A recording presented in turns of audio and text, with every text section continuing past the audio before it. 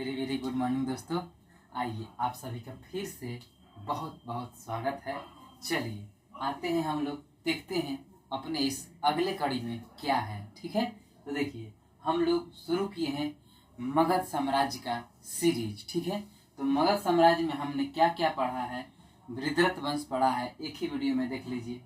हर्यक वंश पढ़ा है, शिशुनाग वंश पढ़ा है, नंद वंश पढ़ा है, और हम लोग हाथ डाले हुए हैं मौर्य वंश में। ठीक है, तो मौर्य वंश में हम लोगों ने जो शुरू के शासक थे उनको हम लोगों ने पढ़ा, और अब हम यहाँ पर बिंदुसार को पढ़ रहे हैं। ठीक है, तो बिंदुसार को पढ़ेंगे। बिंदुसार से पहले हम लोगों ने चंद्रगुप्त मौर्य को भी पढ़ लिया है। ठीक है, चलिए आगे देखते हैं।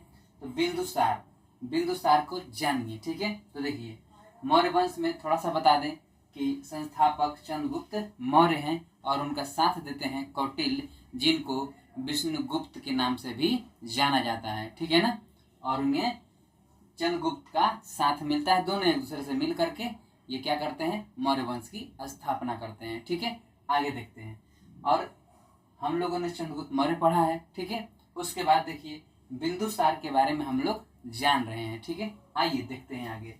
तो बिंदुसार जो है 298 ईसा पूर्व से 272 ईसा पूर्व। ठीक है, पिछला वीडियो में देखेंगे तो आप लोग कड़ी जुड़ जाएगी। ठीक है, होता क्या है कि चंद्रगुप्त मौर्य जो है 298 ईसा पूर्व में वो क्या करते हैं, संलेखना विधि से श्रवण बेलगोला में कर्नाटक में जाकर के अपना प्राण त्याग करते हैं। उसके बाद क्या होता है कि 298 ईसा पूर्व में ही बिंदुसार गद्दी पर बैठता है। ठीक है, चलिए देखते हैं। इसे वायु पुराण में मद्रसार कहा गया है। क्या कहा गया है, वायु पुराण में मद्रसार कहा गया है। याद रखिएगा, इंपॉर्टेंट है ये। ठीक है, वायु पुराण में क्या कहा गया है, मद्रसार कहा गया है। जैन साहित्य में इसे सिंह सेन कहा गया है। ठीक है, जैन साहित्य में क्या कहा गया है, सिंह सेन कहा गया है। जैन साहित्य में सिंह सेन कहा गया है। यूनानी लेखकों ने इसे क्या कहा, अमित्रोचेट्स कहा है। ठीक है, अमित्रोचेट्स, या उसी को अमित्र घात कहते हैं। ठीक है ना, अमित्र घात संस्कृत में भी इनको बोला गया है ना, संस्कृत ग्रंथ में इनको अमित्र घात बोला गया है।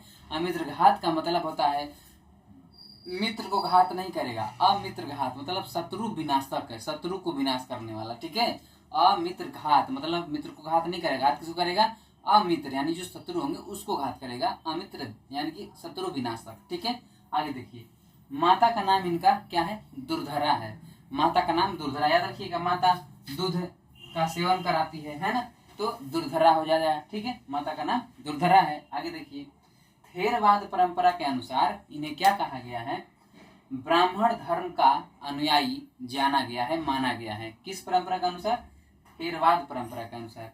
थेरवाद परंपरा के अनुसार इन्हें ब्राह्मण धर्म का अनुयायी माना गया है, और दिव्यावदान के अनुसार इन्हें आजीवक संप्रदाय का माना गया। ठीक है ना, आजीवक संप्रदाय का यह पालन करते थे। ठीक है, दोनों ही अलग अलग स्रोतों से अलग अलग धर्मों में इनको माना गया है। ठीक है, तो थेरवाद में क्या बना गया है कि यह ब्राह्मण धर्म का अनुयायी थे, और दिव्यावदान में क्या माना गया है, यह आजीवक संप्रदाय का अनुयायी थे। ठीक है, देखिए सीरिया एक राज्य है ना, एक देश है। राज्य को देश कहते हैं। ठीक है ना, मूल रूप से देश को ही राज्य कहा जाता है। ठीक है, सीरिया के राजा एंटियोकस ने माफ कीजिएगा, सीरिया के राजा एंटियोकस, याद रखिएगा, नाम याद रखिएगा। एंटियोकस ने एंटियोकस डाइमेकस, याद रखिएगा। एंटियोकस ने डाइमेकस नामक राजदूत भेजा इसके दरबार में, बिंदुसार के राज दरबार में। सीरिया के राजा एंटियोकस ने डाइमेकस को राजदूत के रूप में भेजा है। एंटियोकस ने किसके भेजा, डाइमेकस को भेजा। ठीक है, किसके दरबार में, बिंदुसार के दरबार में। ठीक है, एथेनियस के अनुसार, है ना, याद रखिएगा, एथेनियस बहुत महान लेखक है। एथेनियस के अनुसार बिंदुसार ने एंटियोकस, वही एंटियोकस, सीरिया के राजा एंटियोकस। ठीक है, एथेनियस के अनुसार बिंदुसार ने एंटियोकस से मदिरा मंगाया था। ठीक है, सूखे अंजीर मंगाया था, और दार्शनिक मंगाया था। दार्शनिक बोले तो विद्वान, ब्राह्मण। ठीक है, चलिए ध्यान देंगे। तो क्या मंगाया था, एथेनियस के अनुसार बिंदुसार ने एंटियोकस के नरेश से, यानी एंटियोकस से, है ना, ये सीरिया का नरेश है, सीरिया का राजा है। इससे क्या मंगाया है, एंटियोकस से क्या मंगाया है, मदिरा, है ना, मदिरा मंगाया है, ठीक है, शराब। सूखे अंजीर, अंजीर आप लोग खाते होंगे, अंजीर मंगाया है, और दार्शनिक मांगा था। आपको पता होना चाहिए इन तीनों चीजों में से ये क्या किया था कि मदिरा और सूखे अंजीर तो भेज दिया था, लेकिन आपको ये भी विदित होना चाहिए कि दार्शनिक को इसने नहीं भेजा था। ठीक है, चलिए देखते हैं। इधर देखिए, मिस्र के राजा टॉलेमी द्वितीय था। ठीक है, तो मिस्र का राजा है टॉलेमी द्वितीय। इसने क्या किया, इसने भी डायोनिसियस को राजदूत बनाकर इसके राज दरबार में भेजा, यानी कि बिंदुसार के राज दरबार में मिस्र, जो आज इजिप्ट के नाम से जाना जाता है ना, मिस्र के राजा टॉलेमी द्वितीय ने डायोनिसियस नामक राजदूत भेजा था इसके राज दरबार में। किसके राज दरबार में, बिंदुसार के। ठीक है, अब देखिए, प्रांतों में उप राजा के रूप में कुमार की नियुक्ति की जाती है। ध्यान दीजिएगा, प्रांतों में उप राजा बनाया जाता है किसको, कुमार को, है ना, कुमार की नियुक्ति की जाती थी। दिव्यावदान के अनुसार अशोक अवंती का उप राजा था, है ना। अवंती की राजधानी कहाँ है, आप लोग कमेंट बॉक्स में दीजिए। ठीक है, तो दिव्यावदान के अनुसार अवंती का राजा था अशोक। ठीक है, तक्षशिला में आपको पता होना चाहिए कि 2 विद्रोह हुए थे। एक विद्रोह को अशोक दबाया और दूसरे को सुसीम दबाया, दोनों ही बिंदुसार के पुत्र थे। ठीक है, तो दिव्यावदान के अनुसार अशोक अवंती का उपराजा था। तक्षशिला विद्रोह को दमन करने के लिए पहली बार अशोक को भेजा गया और दूसरी बार सुसीम को भेजा जाता है। ठीक है, अब देखिए, बिंदुसार की सभा में 500 सदस्यों वाली मंत्री परिषद के प्रधान कौन था, खल्लाटक था। ठीक है, ध्यान दीजिएगा, बिंदुसार की सभा में 500 सदस्यों की मंत्री परिषद थी।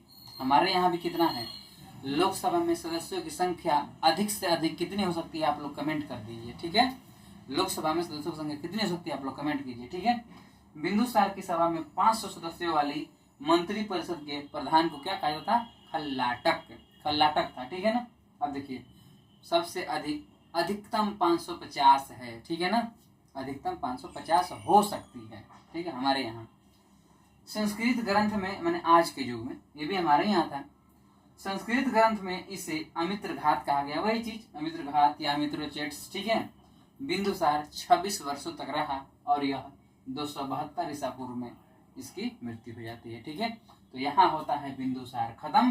अब हम लोग आगे बढ़ेंगे, तो इसका उत्तराधिकारी आएगा अशोक। हम लोग अगले वीडियो में अशोक के बारे में जानेंगे। ठीक है, तो उससे पहले हम लोग क्या करेंगे, कौटिल्य के बारे में नहीं अभी तक पढ़े हैं अच्छे से, तो एक वीडियो हम कौटिल्य के नाम पर भी लेकर के आएंगे। उसके बाद अशोक को भी पढ़ लिया जाएगा। ठीक है, तो मिलते हैं हम लोग अगले वीडियो में। तब तक के लिए आप इसको देखिए, रिवीजन कीजिए, शॉर्ट नोट्स बनाइए। ठीक है, मिलते हैं हम लोग फिर अगले वीडियो में। धन्यवाद।